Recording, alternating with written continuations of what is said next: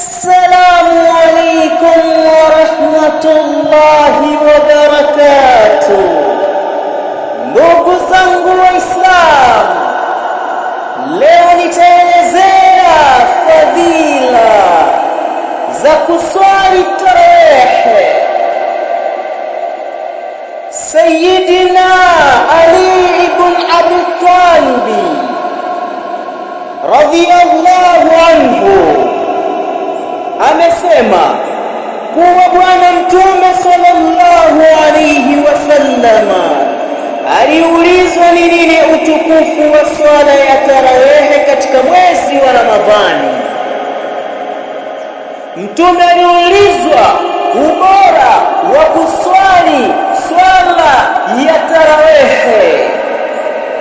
Mtume Muhammadi sallallahu alayhi wasallam akasema, usiku wa kwanza Muislamu anatoka dhambi zake kama siku aliyozaliwa na mama yake.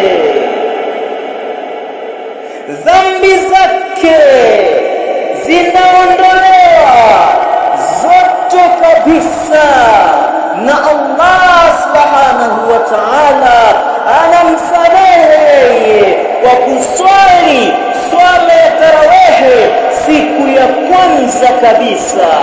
Ndugu zangu Waislamu, tufanye hima, mguu kwa mguu, mkono kwa mkono, macho kwa macho, twendeni tukaswali swala ya tarawehe siku ya kwanza.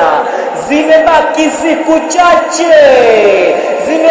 siku chache, ama siku moja ama siku mbili. Twendeni tukaswali swala ya tarawehe siku ya kwanza, tupate kufutiwa madhambi yote kabisa tuliyokuwa naye ndani ya mwili yetu. Ndugu zangu Waislamu, bonasi inakuja, tujitahidi tuswali tarawehe. Ndugu zangu Waislamu, usikose hatua ya pili.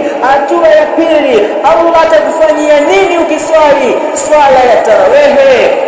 Ima subscribe channel ya Makolela Media ili upate kunufaika katika mwezi huu wa Ramadhani.